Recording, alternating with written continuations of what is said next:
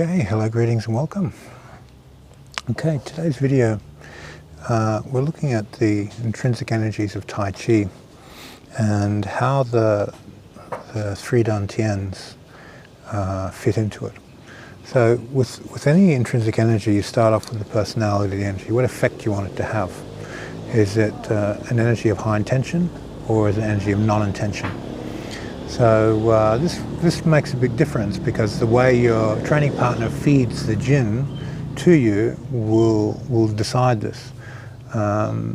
If it's a non-intentional training process, your feeder does all the work, and you basically set up the conditions to reflect the energy. The psychology basically is that you look at the body mechanics, you relax, hang the muscles, open the joints. Say for rebounding in a non-intentional way, you drive and circle the joints down towards your partner's base. So I circle the wrist under my partner's wrist, cut the base of the wrist, circle the elbow under the elbow, hip under hip, knee under knee, ankle under ankle, and so forth, all the way down the body, driving everything under the base. And then, once I've established that mechanical condition, I tune the fascia to the feeling of life force from building the ball, relax under the partner. They put a feed in, they touch my body, they feel my shoulder, they feel my scapula, they drive their body weight over and down into my base. I use their body weight to relax and release the muscle, transfer it into the fascia, generate life force, and stretch it to create a rebounding force. So I rebound them. Now, there's that mechanical framework, and the personality is a type of reflection, a reflection of the energy, an absorption, an elasticity, and a bounce. And I want to remove the intent out of this. So the way I do this is, as my partner puts the force in, I expand my mind into the space where I want them to go, and I just relax and spread. Now, that's intention. I observe myself doing that from the observer, and then I get the mechanics functioning, I get the feeling of how I want it to affect them functioning, I get my mind intent in the space correctly functioning, and then I separate the observer and the intender. So the observer just observes from above the crown, and the three dantians do their thing until they can do the thing with you looking away without having to observe. So it becomes a deep pattern where you can be looking off over there and they're feeding and you're bouncing them and you're reflecting the force, running the energy through and transforming their stress into your fascia to produce energy and get this electromagnetic reaction between you and them to create the bounce.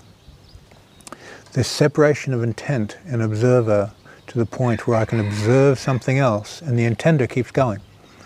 Now, the separation of consciousness, you start off within the mechanics, you get that going. Within the feelings of the energy, you get that going. Within the mind space, you get that going. And then you have three layers of observation. You're observing the function of each of the three dantians. Then you raise up, you watch something else while your partner's feeding you, just let it happen. More of a background thing, until you completely disconnect your observing mind from the unconscious intending pattern of the issue. And this is, you're teaching yourself to intend without intention. So it's still intention in it. True non-intention will be the conditions of cultivating wuji or emptiness underneath, so that you truly pull layers of the feeder's mental, astral, physical, three dantians apart and absorb it into the field when you bounce them. So this type of thinking, this type of psychology of training non-intention and controlling the three dantians, getting each dantian function working on its own accord, observing it, get it going. Next one, get it going. Next layer, get it going. This will apply across the board, so each intrinsic energy will affect every other one. For instance, seizing energy. You touch the facial web, you stretch down the person's base, then you grab the whole body. You seize the facial web of the body. After a while, when you touch people, you seize their whole body and you grab them, but it happens as a background effect because you've done it so much. It just becomes a part of the other intrinsic energies, so that when you issue the energy, it goes to where you're holding on and linked into the person. So each layer of intrinsic energy forms a personality that influences each other intrinsic energy. and they're all overlapping and functioning with an independent consciousness. So there's a type of thinking that you use to get it working, watch yourself doing it, and then separate yourself while you're doing it. So you observe something else, but you can feel in the background happening. And there's a type of non-intentional part of your mind that's operating independently and unconsciously, so that the conscious part of you doesn't need to be present and fully there and fully controlling all the conditions.